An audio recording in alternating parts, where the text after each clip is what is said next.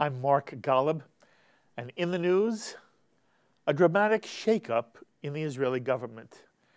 It's not only in America where there are all kinds of political earthquakes and surprises. This time, Benjamin Netanyahu has decided to strengthen his position by bringing in another party into his coalition.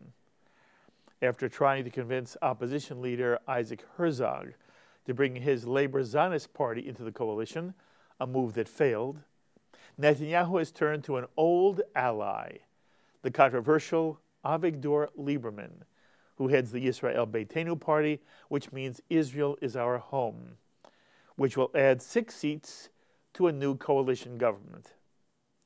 Currently, the coalition government is made up of 61 seats, one more than is needed to have a majority in the 120-seat Israeli parliament, the Knesset. In addition to the Likud party's 30 seats, Moshe Kachlon's Kulanu party has 10, Naftali Bennett's Jewish Home Party has 8, and 2 ultra-religious parties, United Torah Judaism and Shas, together have a total of 13 seats, bringing the coalition total to 61. So what price did Netanyahu have to pay for Lieberman's 6 seats? Liberman, described as a hardliner in the Israeli media, demanded the position of defense minister, a position that's been held so far by former Israeli Army Chief of Staff Moshe Ya'alon. Netanyahu agreed to Lieberman's demand, and Avigdor Lieberman will be the new Israeli defense minister. According to reports, Ya'alon, who friends say is both hurt and angry, will be offered, it seems, the position of foreign minister, a position currently held by Netanyahu himself, in addition to his serving as prime minister. So it seems the new Israeli cabinet will look like this. Netanyahu will remain prime minister, of course, and his Likud party continues to lead the new coalition government. Avigdor Lieberman of the Israel Beitenu party becomes defense minister, which brings 6 additional Knesset seats to Netanyahu's Likud coalition. And Moshe Ya'alon becomes foreign minister. And again, if you add Lieberman's 6 seats, the new coalition total will be 67. So what's this all mean for the people of Israel and for the future of Israeli government? For some answers, we're so pleased to have back on our JBS phones from Jerusalem one of Israel's finest journalists, Haviv Rettig Gur, Senior Analyst of the Times of Israel. Haviv, it's wonderful to have you back on JBS with us again. Hi, Mark. Thanks for having me. Good. So first of all, Haviv, is this a done deal? Lieberman's appointment as defense minister looks like a done deal. Netanyahu offered, Lieberman accepted, and there are now negotiations between Likud and Lieberman's Israel Beitenu party over some of the other, appointments, a couple other ministries that Israel Beitenu is getting, and a couple other sort of parameters of the coalition agreement that they're going to sign. The technicalities are being worked out, but the defense ministry switching hands is essentially a done deal. Okay. What do you think prompted the shakeup and to cause Ya'alon to be out and Lieberman to be in? Well, the most proximate cause, the most obvious sort of need, Netanyahu has suffered quite a bit from rebellious members of Knesset, not only in his coalition, but in his party. Members of Knesset look around, do the math. They know very well that Netanyahu leads a coalition of 61 to 59, which is to say the narrowest possible majority in parliament. And they know that if he needs to pass a bill, he needs to have all those votes. So he has faced on just countless issues that are very minor issues politically, but that maybe matter deeply to certain members of Knesset, rebellions. They would tell him that they wouldn't vote for a state budget, which means, if the state budget doesn't pass in Israel every year, then the country goes to elections by law. A government's fundamental responsibility is to pass the annual state budget. So Netanyahu is in a real bind with such a narrow majority. And this solves that narrow majority for him. Members of Knesset look at a 67-seat majority as opposed to a 61 and say, my rebellion won't work. And if I try to rebel, Netanyahu is essentially just going to punish me by taking away my committee chairmanship, my ministry, whatever it is that the coalition agreement gives them. So it empowers him tremendously politically, stabilizes his government. It's easy to mock, these political needs from outside, but if you're trying to actually run a government and not lose, not have it collapse into elections that you might lose, which at the end of the day is what any prime minister is trying to do, then this is Netanyahu certainly says this is fundamental. This is absolutely something he needs and can't live without. So that's the immediate cause. What we don't yet know are all the ramifications. For policy, we don't know the ramifications in terms of who is going to run, defense policy, foreign policy, how this exactly shapes down, and to maybe reframing a little bit how this government deals with the Palestinians, with Gaza, with Iran, with the United States. The country's top defense planner, of the largest and most powerful military in the region, and one of the most powerful militaries in the world, is now going to be a man who has just no experience whatsoever, not one day in his life, planning defense issues, running a 60 billion shekel budget, ensuring that an air force that is among the most powerful in the world continues to be at the cutting edge as Israel faces, existential threats from the east, etc. So it's politically very, very understandable. And in terms of responsibility and policy and national leadership, raises some very hard questions. A lot of people are criticizing. Certainly that's understandable. But the fact is we don't yet know what this means in terms of policy. We don't know if Netanyahu will win any Lieberman, if Lieberman will show himself to be more responsible than he's been in the past. One example, just for the viewers, Lieberman has promised that within 48 hours of being appointed defense minister, he promised this a little while ago when he was begging Netanyahu to make him defense minister. He said that within 48 hours of his appointment, he's going to demand that the Gazan government of Hamas return the bodies of Israeli soldiers they're keeping there in Gaza to Israel. And if not, then within 48 hours, he's going to assassinate Ismail Haniyeh, the leader of Hamas in Gaza. And now he's defense minister. So now he has 48 hours to show us that this thing that he had said, these sort of populist, bombastic, hawkish things that have defined his political career. He's been doing this for 30 years. He's been making these comments, are real. And I suspect, and I think everyone suspects, that they're not real, and he's going to turn out to be maybe more responsible, less honest. I don't know how you want to frame it. That depends a little bit on your political position. So we don't yet know what this means in terms of policy. Everyone is a little bit holding their breath and waiting to see. By the way, if I understand you correctly, it's a little bit terrifying to have someone, as you describe, in charge of such a powerful, intricate, complicated military machine with so little military experience. And again, when Ya'alon was serving in the position of defense minister, you had someone who was a former Israeli chief of staff, and I understand he has been really praised for his work the last year or so, and people trusted Ya'alon. I don't know how the Israeli people can trust Lieberman in this position, so I understand why you describe this was necessary from a purely political perspective. It still sounds uncomfortable to me, Haviv, and I wondered, how you feel personally about it as well. But I'm a big believer in journalists not telling you, they're not taking partisan positions. By far, the least interesting thing I can tell you is how I personally feel about this. Fair enough.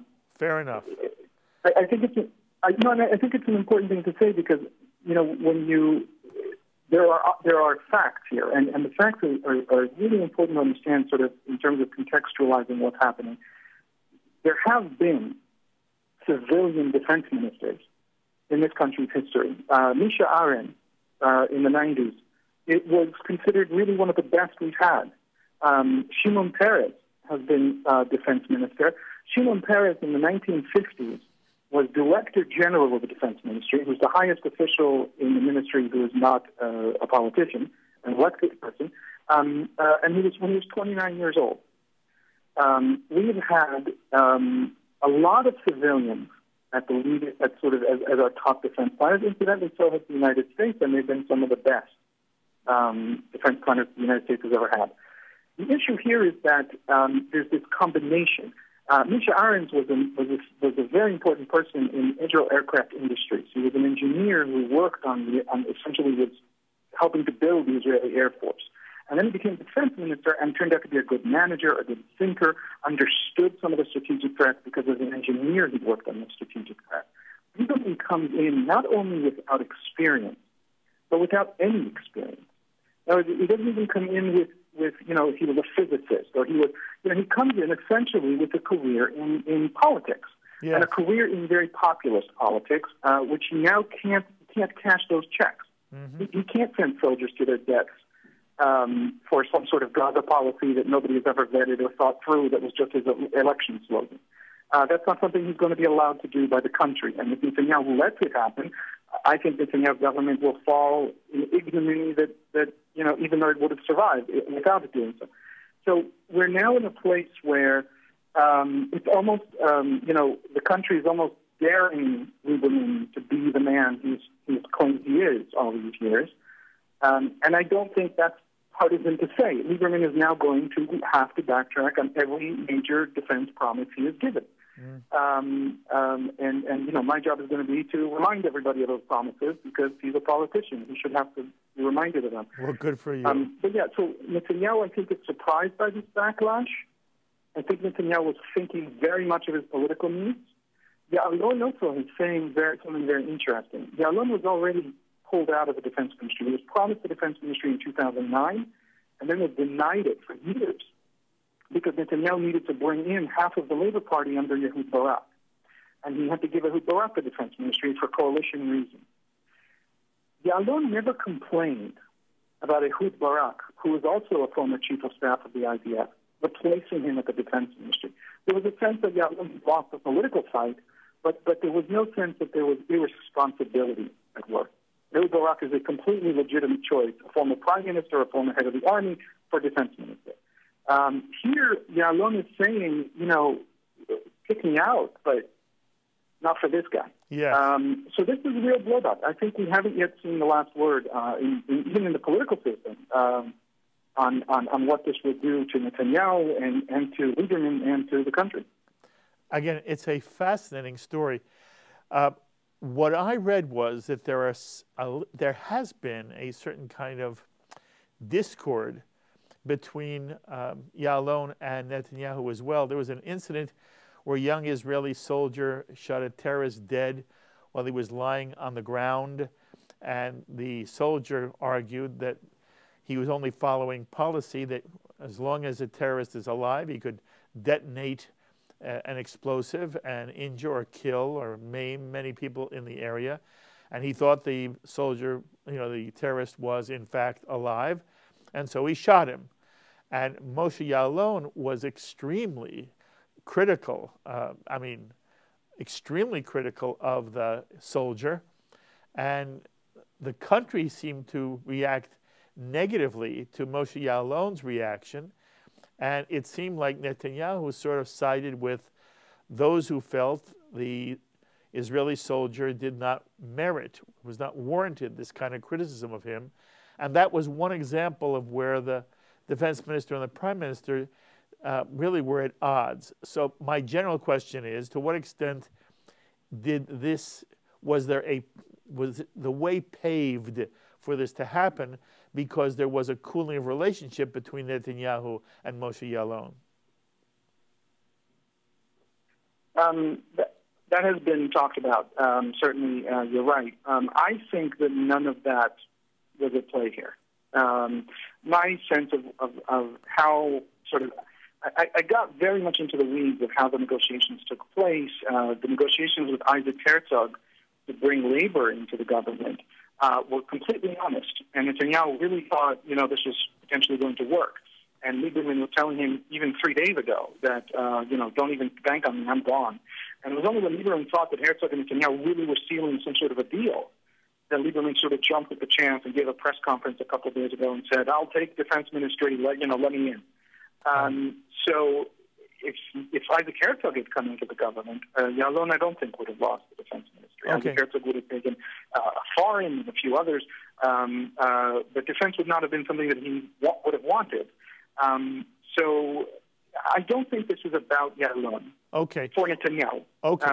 It really, the only thing Lieberman is willing to take was defense because he wants to show that that he's the, Mr. Defense as his sort of political persona.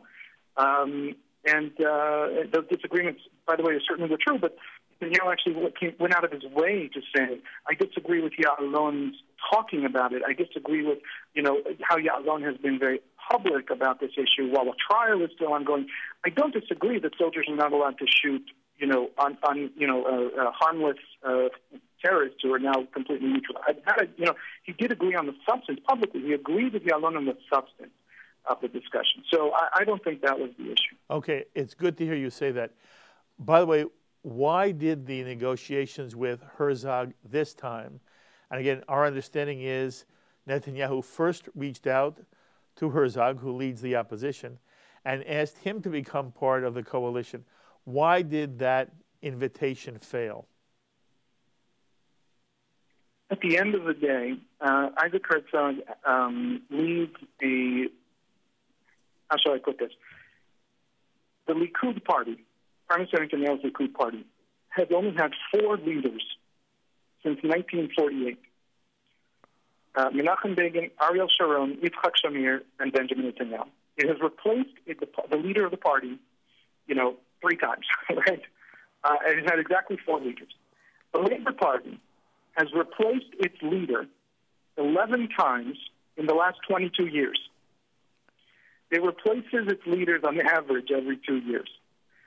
Labor is just the political culture of the Israeli left is a much more fractious, much more infighting, much angrier political culture. And Herzog actually oversees a Labour Party union with the Hatnuah party of Tzipi Livni that includes essentially among his members of Knesset in his party are at least 6 who think that they need to replace him in the next primaries. Something that Netanyahu does not have to deal with because that's just not the culture in the Likud.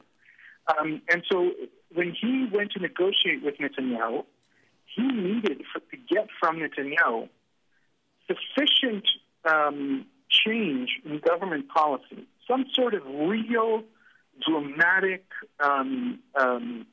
achievement in terms of a change in the government's policy on questions of war and peace, which is to say, a regional peace conference, something changing in Gaza, pushing toward a much more serious negotiation track with the Palestinians in the West Bank, something dramatic, so that he could go back to the Labour Party and say, I'm not just joining as Netanyahu's number 2 because I'm desperate to have a ministry. I'm joining as Netanyahu's number 2 because I have a historic responsibility to ensure this peace process happens. I am actually starting a peace process by entering the government. He needed Netanyahu to do that. Now, for Netanyahu to give him that, which is the only way he would have survived politically joining this coalition, but for Netanyahu to give him that, he would have had to destabilize and alienate the right wing of Netanyahu's coalition, the Jewish Home Party, Naftali Bennett, the people who are very wary of this peace process. So the minimum that Herzog needed from Netanyahu to justify it to his own base was much more than Netanyahu was able to give if Herzog had brought in, most of his MKs. They might actually have fractured if he had actually gone into the government. And he brought in, let's say, 10 MKs or 12 MKs. But that had lost Netanyahu 8 MKs on the other side, and the MKs that he had won were themselves infighting amongst themselves, so they were not necessarily dependable when it came time to vote in the Knesset plenum. it became clear to Netanyahu that he was actually, even if he succeeds, he only gains more headaches rather than solutions. Very interesting. And Lieberman offers him 6 disciplined votes that don't upset the right wing of the coalition. But that's why it fell apart. Are you suggesting that the failed invitation, it wasn't so much a failed invitation as much as it was when Netanyahu and Herzog got together, they both realized Herzog could not enter the coalition. They both realized that. No, I think they still hoped it would work. It's just when Lieberman then came forward and said, I changed my mind, I do want in, he's been saying he doesn't want in for more than a year.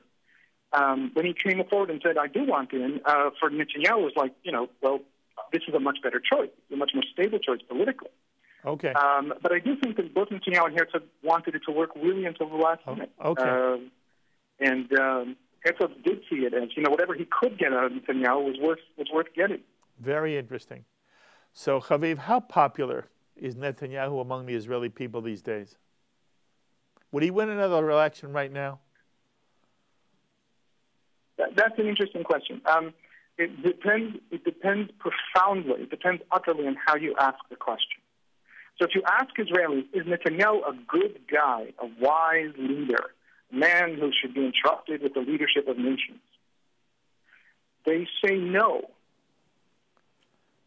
If you ask Israelis, among the 7 or 8, imaginable contenders to the premiership, who do you want actually in charge? Netanyahu wins by a landslide. How ironic. Netanyahu is not loved, but Israelis believe, rightly or wrongly, that they've gone through a lot of experiments in peace processes. A lot of leaders, Yitzhak Rabin, Ariel Sharon with the disengagement from Gaza, Barak pulled out of Lebanon, in 2000 and negotiated a Camp David right into the suicide bombings of the Second Intifada. These are all, famous and generals and heroes of Israeli history who promised, great things, and everything sort of collapsed. Netanyahu promises Israelis that he's not going to annex the West Bank, he's not going to withdraw from the West Bank, he's not going to do anything. He literally runs his campaigns, the last 3 election campaigns, and he won all 3 of them.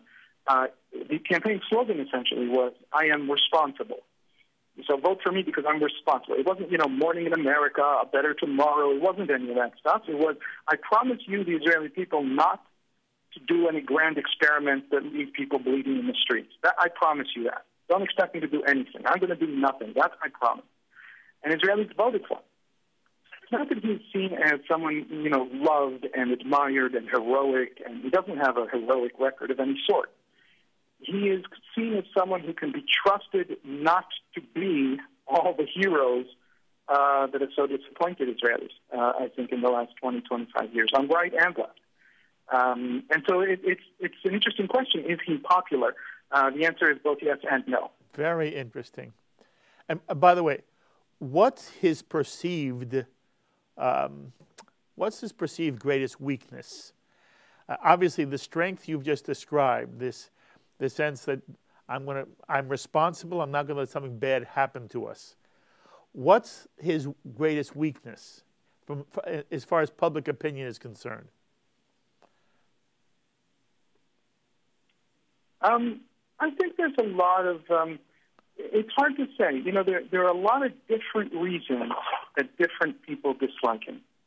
Whether you're an Israeli Arab voter, whether you're on the left, whether you're economics or more socialist, he's certainly very much on the capitalist side of the debate. So people dislike him for all sorts of different reasons and sometimes contradictory reasons. But I think that the main weakness that maybe the majority of Israelis feel is something not great about him is that there's a sense that he's a wealthy man. He wasn't born wealthy, but he has become wealthy.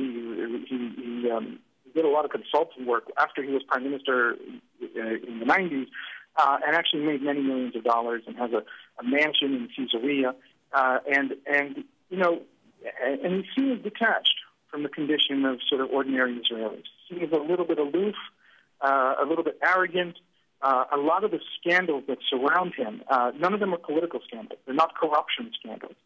They're always, the same sort of cheap detachment from the public scandal. So, for example, ordering $11,000 of gourmet sushi at taxpayer expense in 2011 was something that became public in the run-up to one of the elections we've had that really annoyed people.